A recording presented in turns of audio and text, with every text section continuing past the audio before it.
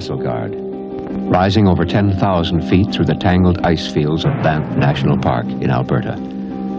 Most parties who take the 8 hours to ski across 15 miles of mountain tundra and glacier come here for the view.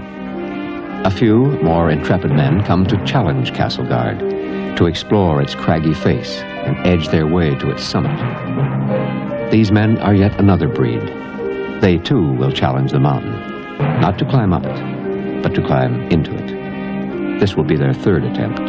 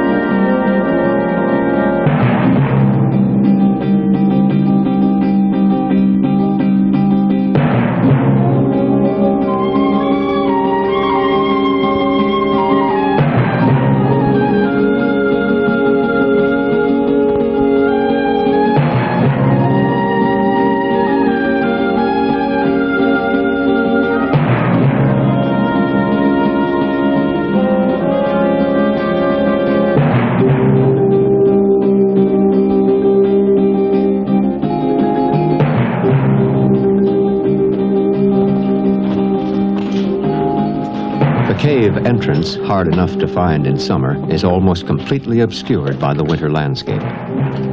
2 earlier summer expeditions into the cave were frustrated by natural hazards and lack of proper equipment. But this time, the cavers have come prepared, with enough food and gear for an extended push. And if they're right, they'll need it, because Castleguard could well be the longest cave yet discovered in Canada, and the most dangerous.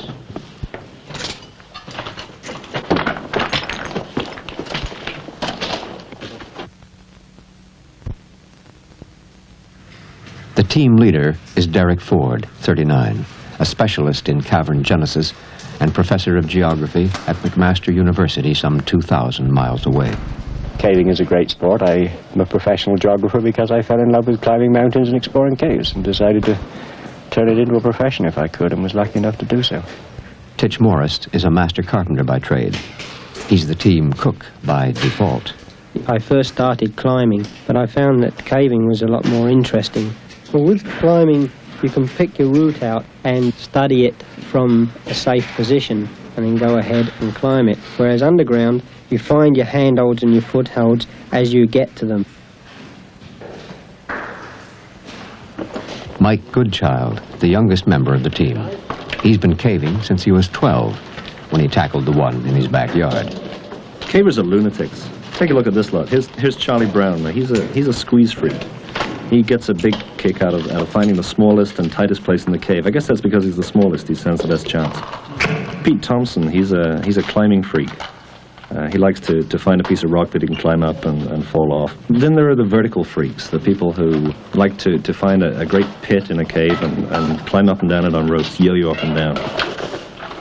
But I guess if you look at this lot in general, they're a pretty representative bunch.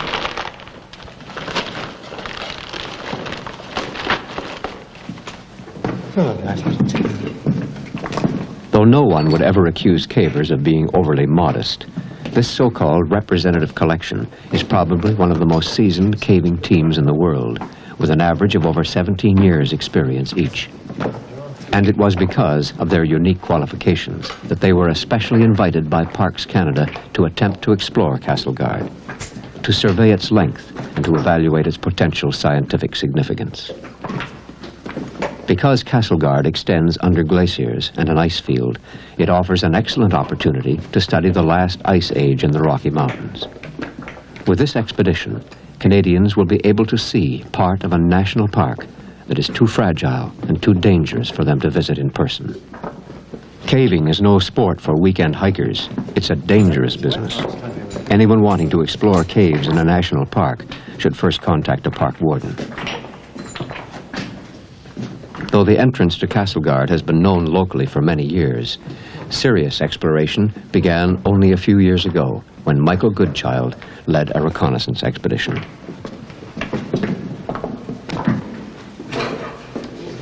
cave looked promising, but without full equipment, they were able to explore only the first 470 feet. Like the casually curious before them, they were stopped here, a 30-foot drop, straight down. Impossible to negotiate without ropes or ladders.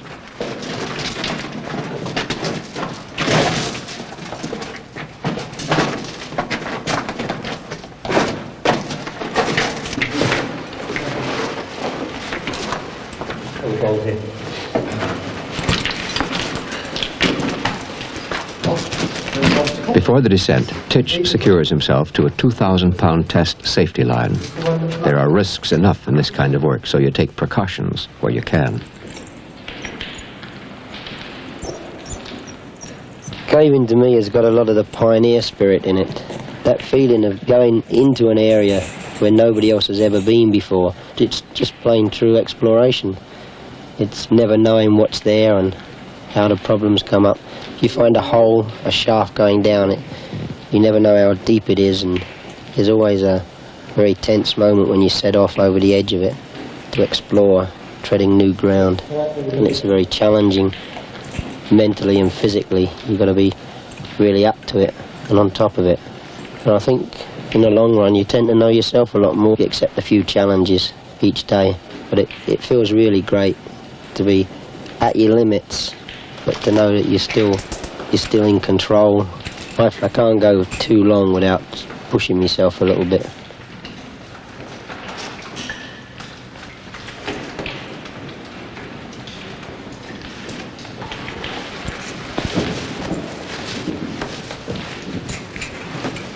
At the bottom of the 30, the cave takes on a new personality. A quarter-mile of ice crawls where ice bubbles like jewels trapped in a crystal sea ornament a surrealistic underground world.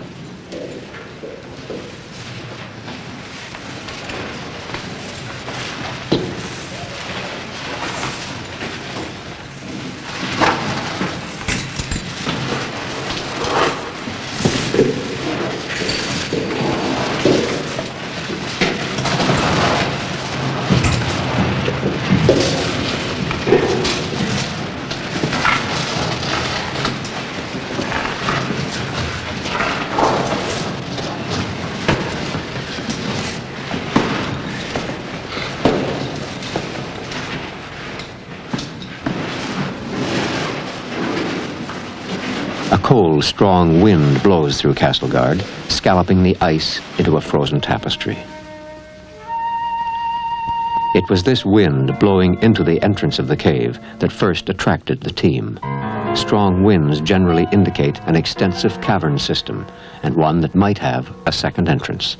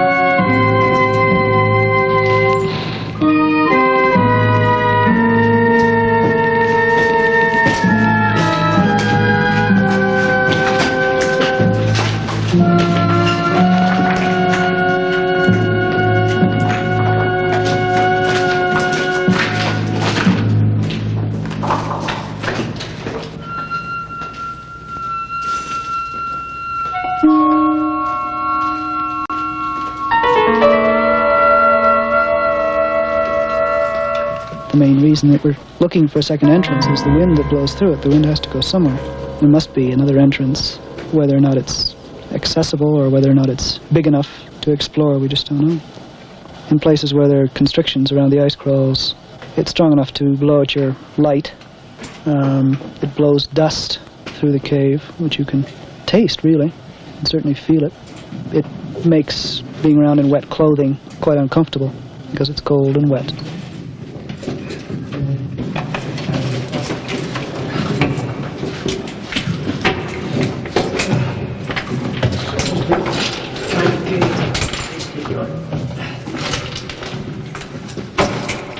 After 30 minutes of frozen crawling, the ice dissipates, revealing a typical breakdown passage where the outside winter air has frozen and shattered the rock walls.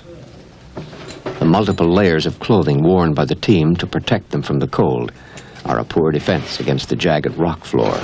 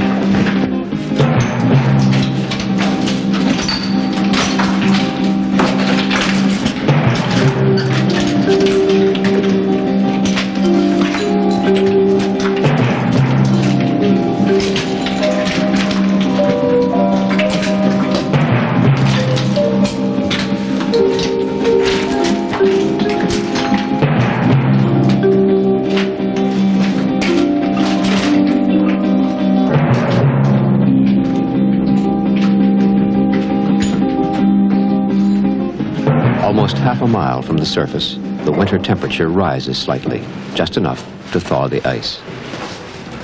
Though the pool is only 3 feet deep, its near freezing waters are enough to try to climb around it.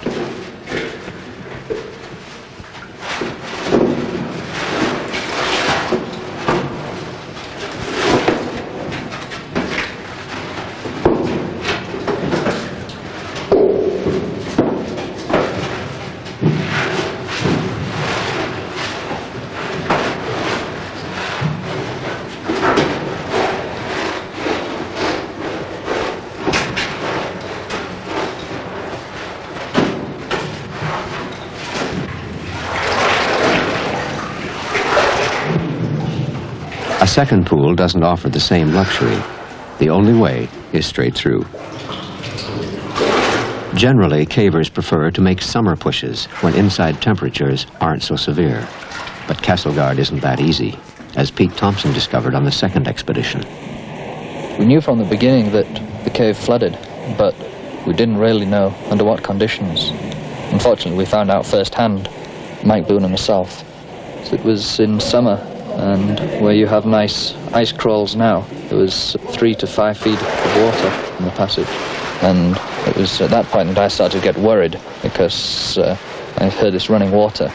So we just kept on wading until the water kept getting deeper, until eventually it just met the roof, and we realized that the cave was flooded and there was no way out. So we found the most comfortable spot we could on a sandy floor, and we scooped out a small hollow and built it up around with rocks to try and conserve a bit of heat, and then sort of snuggle down to it and snuggle up to each other and try to keep warm as best we could. We were extremely worried. Total provisions, as I remember, were 1 chocolate bar and 1 can of tuna.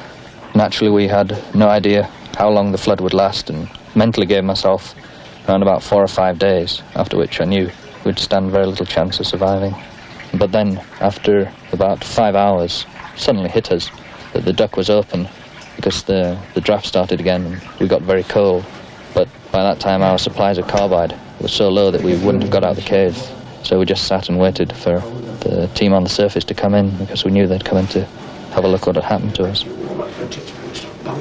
Just 10 minutes after the escape, the floodwaters closed in again, this time sealing off the entrance for 18 days. Castleguard had been lenient, but she had given her warning. Despite the discomfort, further expeditions would have to be made in winter. Almost the worst of the crawls over. Okay, let's get going and warm up.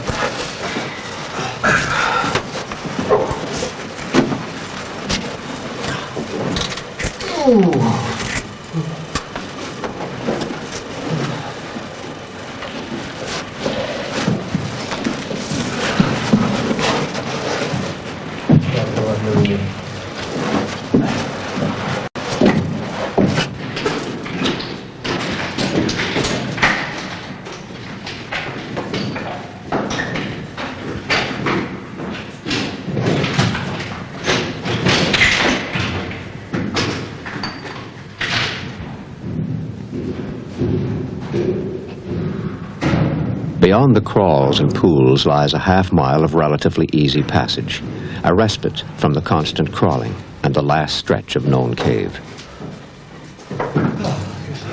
Easy passages can be quite deceiving. They tend to lull you into a false sense of security, and it's quite tempting to drop your guard.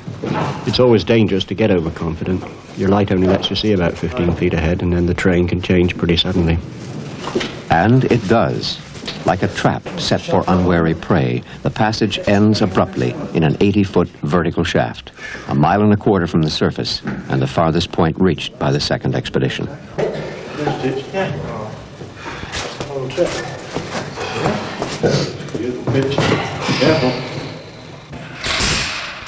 To a caver, finding new territory is like no other experience in the world. Charlie Brown will be the first man ever to descend into the 80.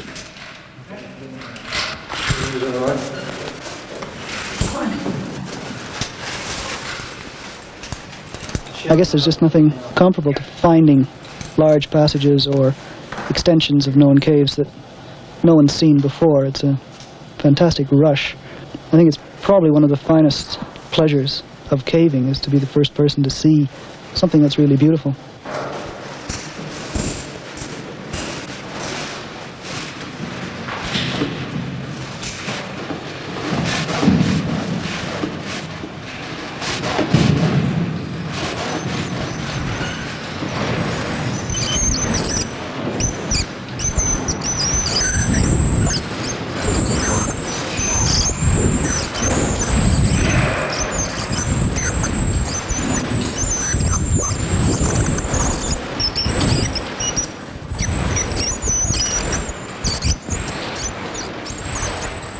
Once over the sloping, loose gravel lip of the shaft, the climber is on his own, out of sight from the rest of the team. Facing the rock wall for most of the climb, he can't see more than 5 feet below. Beyond that, he descends into blackness.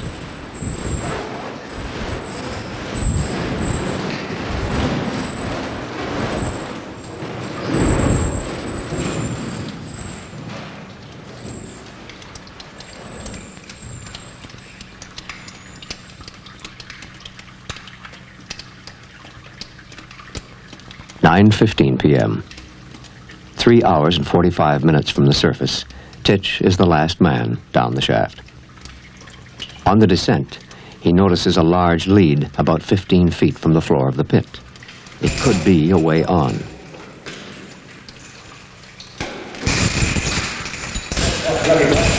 Becoming a human pendulum, he tries to reach the lead by swinging from the ladder.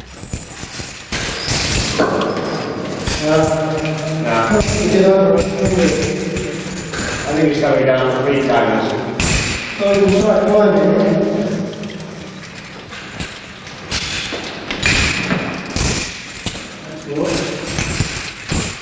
But it is too far.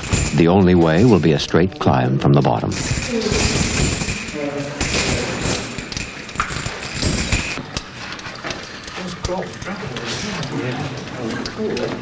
Slipways, I thought. Yes. Parts the cave. Just touch breathe in. It's a bad piece, that, isn't it?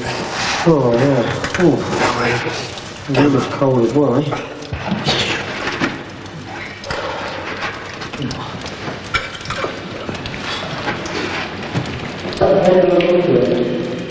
Might make it matters a bit close on the overhang, yeah? Give it a try. Okay, I go. 30 minutes after disappearing into the hole, Titch is back at the top of the 80. His lead is a blind, nothing more than an awkward bypass to the shaft. Meanwhile, Peter has found another lead, smaller but more promising. A tiny squeezeway, almost hidden, right at the floor of the pit. If the wind is any indication, the squeeze is the lead to follow. After 40 feet, the squeeze opens out into a long, straight passage, long enough to justify a return to the surface for provisions and a fresh start in the morning. It looks like Castleguard may go after all.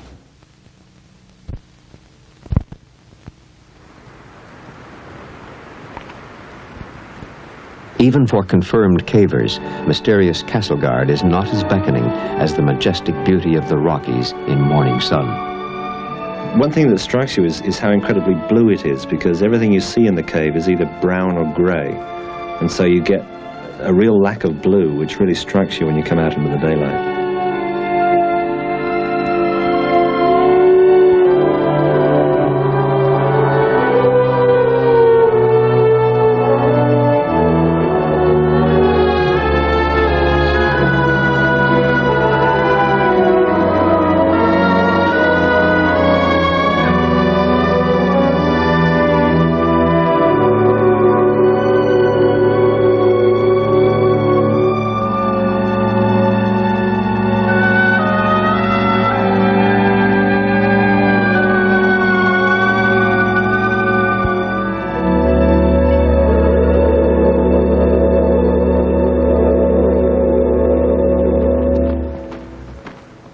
But despite its beauty and its warmth, the sun rises far too soon for men who have spent 8 hours crawling over slippery ice and jagged rock. Come on, you guys, time to get up.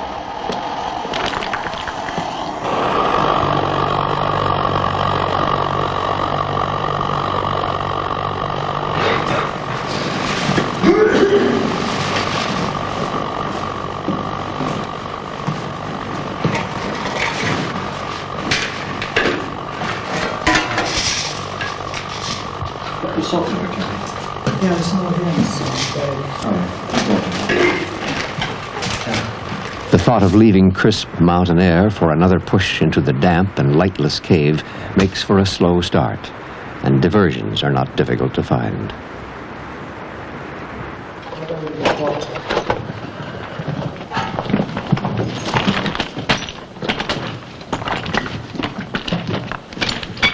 After equipment check, the team leaves the 5 o'clock sun to the surface world. This time, to increase their range, they will take their camp with them.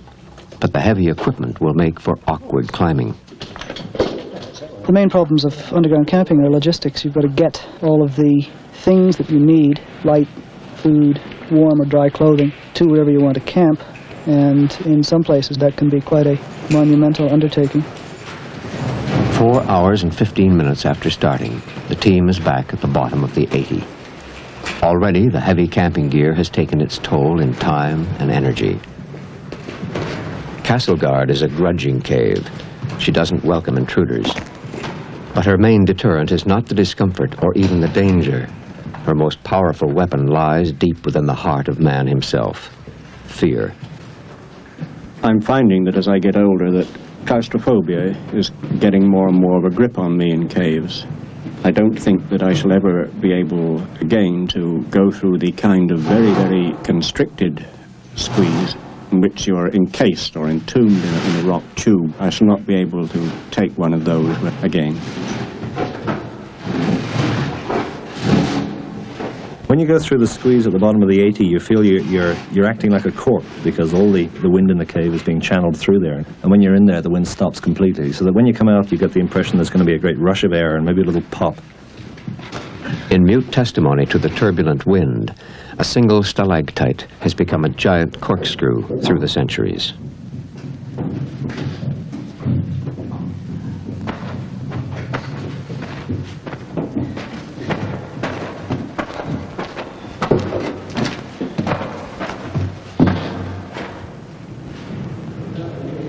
Beyond the squeeze lies the subway, a uniform 15 feet in diameter, 1/4 mile long, and straight as a die.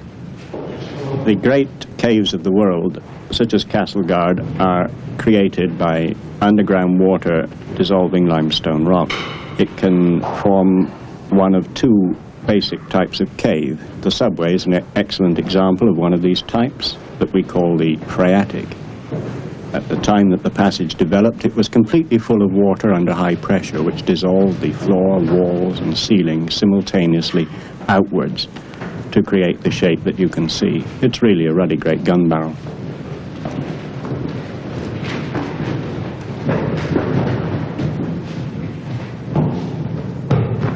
A stream, the echo of a once mighty underground river, has formed a small, muddy trench at the floor of the subway, converting what could be an easy passage into a 1/4 mile of ankle-wrenching hopscotch.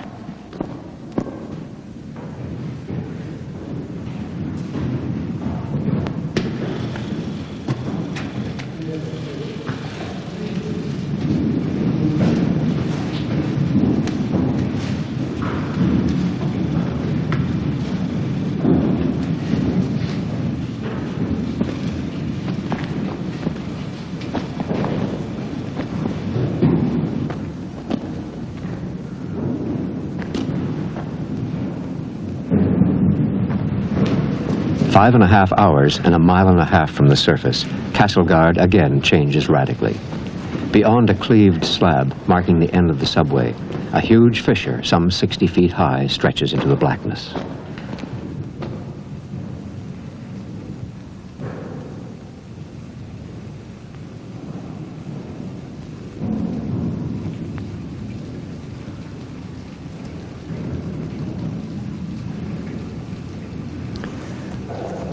The fissure is a very good example of the other basic type of solution cave shape, one that we call vadose. Here the water did not fill all of the passage, it merely flowed as a river along the floor, so it was able only to dissolve the floor, and it has dissolved it downwards in a deep trench, creating an underground canyon. I like the challenge of the fissures. It's very challenging from the point of view that you're choosing the right way of tackling the various problems, the climbs and the slippery rocks. It's one continuous challenge from start to finish. You have to concentrate all the time. There's no slacking off. You've got to make sure that your feet go in the right place all the time. You've got to watch your handholds, your footholds. And there's always this worry about a slip. And if you do have a slip and it's down the rift, and probably an accident. If someone were injured, I'm of the opinion that it would be almost impossible to get them out without causing them further injuries. So many possible places where he can be dropped, and you would tax a rescue team so much that the dangers of another accident would be very high. And I'd be inclined to try to set up a supply team to bring the injured man food and sleeping bag and whatever medical care we could get to him, and try to let him mend by himself. But then again, if it were a really bad injury, I would give him a very small chance of getting out alive.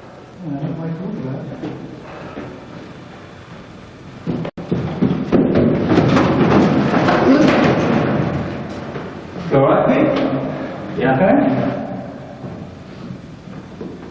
8.5 hours into the cave, the fissure shows no sign of letting up.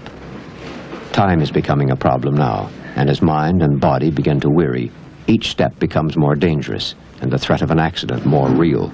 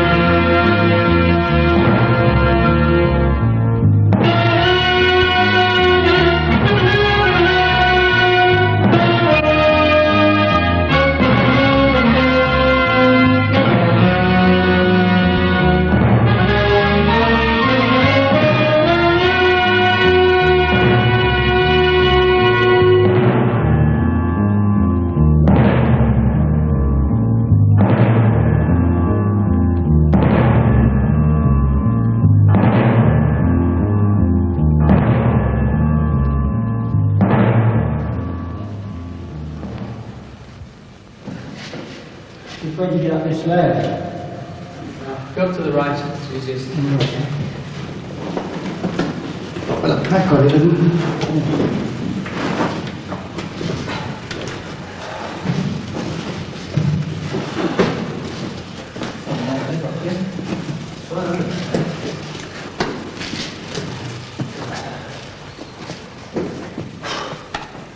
Near the roof of the fissure, an eroded stalagmite provides a welcome rest stop. The small piece of flat ground is a haven for aching muscles and burning lungs.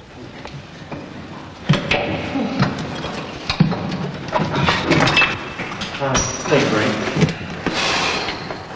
Water still there? Yeah. Not much of it. Yeah, that's a lovely piece. Beautiful. Why, like stuff up there which cut across the laminate. Time to shut out the pressures of the climb with a moment's sleep. Time for recharging the carbide lamps with fresh cave water. It's too much. Time for scientific evaluation.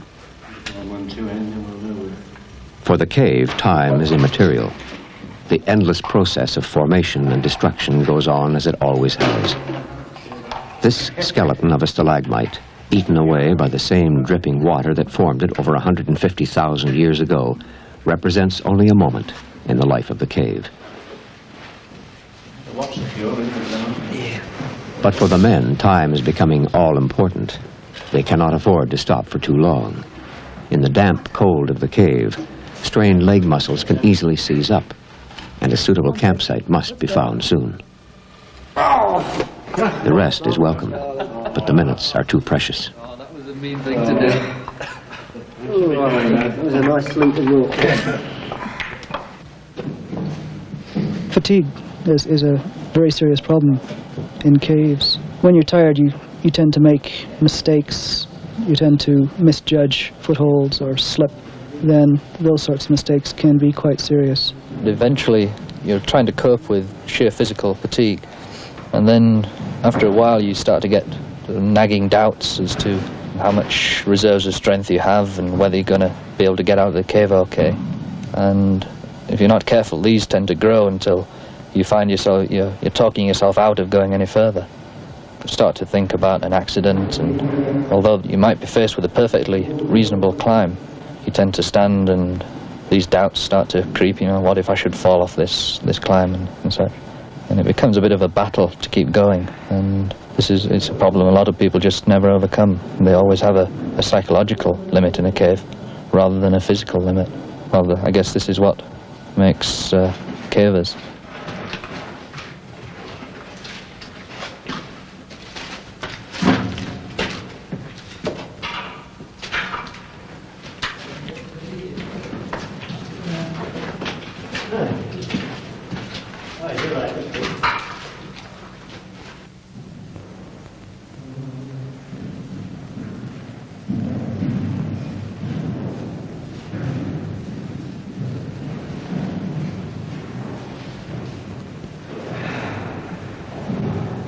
Finally, 11.5 hours from the surface, the fissure comes to an end. It has gone on an incredible 1.25 miles and taken 6 hours to climb. Once again, Castleguard has opened out, as if to stretch from its own confinement. Beyond, directly beneath the summit of the mountain, lies a vast grotto full of weird and alien forms.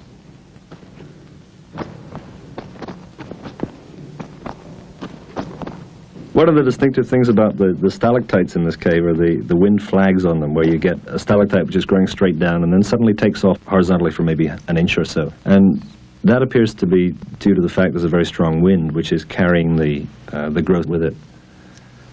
The cave pearls in the cave are tremendously impressive. This is one of the finest sources of cave pearls I've seen anywhere. They seem to form because there are grains of sand in the pool which are being agitated by water falling into the pool, and slowly build up a layer upon layer of calcite. Very much like, more like the way an oyster forms a pearl in its own shell.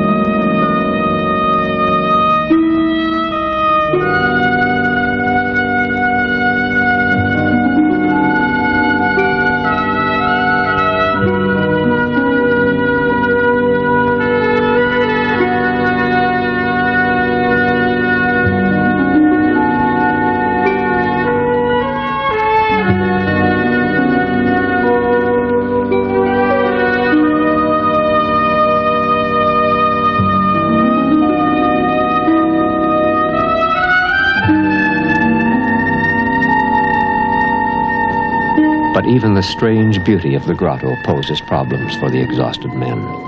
The slightest jar could destroy these delicate creations of thousands of years.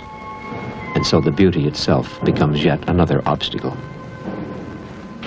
At this point, over 3 miles from the entrance, Castleguard is already the longest known cave in Canada, and still no place to camp.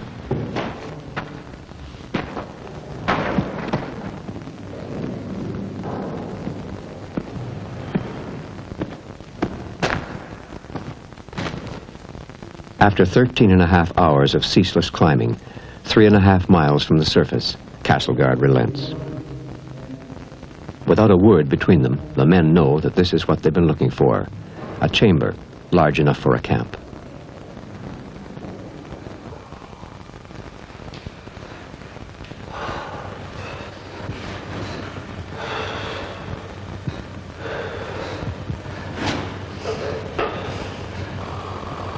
Camping underground is a problem in that most of your kit has been dragged a long way and it's damp, you're wet and cold, and the sleeping bag's damp and moist and there's grit in the bag and you're cold in general. But after 13 hours of continuous caving with a pack on your back, it's somewhere nice to creep into. It's somewhere that you can stop, somewhere that you can cook up, somewhere that you can lay out a sleeping bag and creep into and get warm again.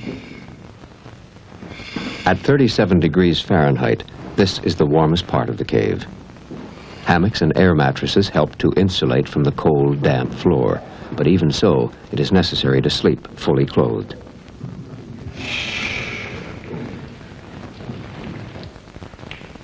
Inside, the cave is perpetual night. But on the surface, the morning sun has been burning for nearly 2 hours. Hopes for Castleguard have been borne out. Its route has taken the cavers almost straight into the mountain, beyond the tree line, under its gradually steepening slopes, beneath the windy summit that other men strive to climb, and farther, directly below the Rockies' greatest ice field.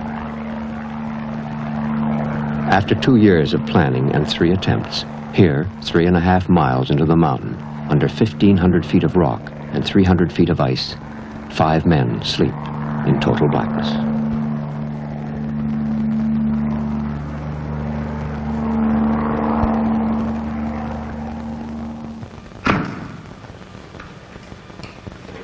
"6 p.m. on the 3rd day. Morning is sounded by the striking of 5 flints to light the carbide lamps. We'll have a look at the pit near the end first. The team will now split into 2 groups. While Peter, Titch, and Charlie follow the wind to try to push to the limits of the cave, Derek and Mike will stay behind to gather as much scientific data as possible.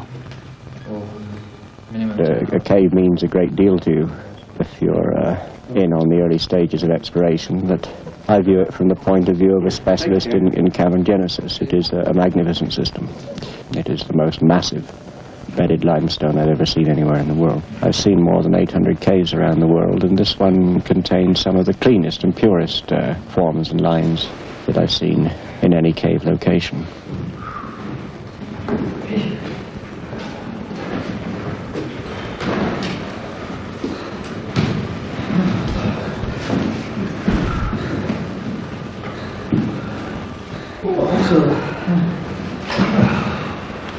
Over 1,000 feet beneath the ice fields, removed from the effects of surface weathering and glacial action, evidence of local climates during the past several hundred millennia remain almost completely undisturbed. This cave is potentially most important as a laboratory in which we can study much of the character of the last ice age in the Rocky Mountains. Because more than any other cave in the world, this one gets under bloody great glaciers and right out under a great ice field. There's a close association of cave and a remnant of the last ice age. By continuing our isotope work on the stalactites and stalagmites of the cave, we hope to be able to determine quite a lot about the climate of the ice field that lies above the cave during the past 250,000 years or so. The thing is of profound geological interest because of the great simplicity of its architecture, and it is an outstandingly good cave prehistory book.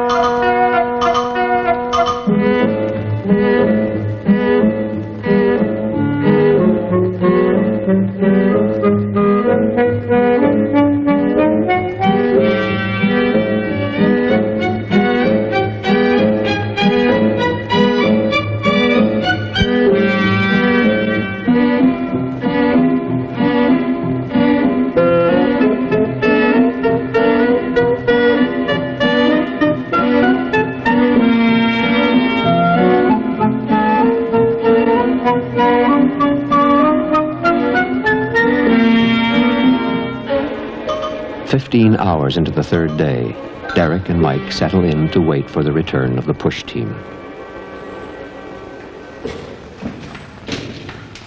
Hi, pleased to see you. How are we going to get work? All okay? Yeah. Sorry I'm so late. Oh, good. Yeah, took a bit longer than we expected. About 15 hours. Yeah. Good push. How'd you make out? Oh, pretty well. Believe it or not, ends in ice. Cool. Fantastic. Peter and I have both seen many different kinds of ice in caves in the Rocky Mountains. This particular ice is very coarse and irregularly crystalline. It leaves us in no doubt that it's glacier ice, that the main cave passage has run out into the base of the Columbia ice field, that there's approximately 1,100 feet of glacier overhead.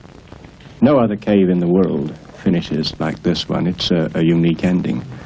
But yet Castleguard hasn't finished, you see, because there's that wind that blows all the way up through the cave. The bloody wind's got to go somewhere. We don't know where. We must try to find out.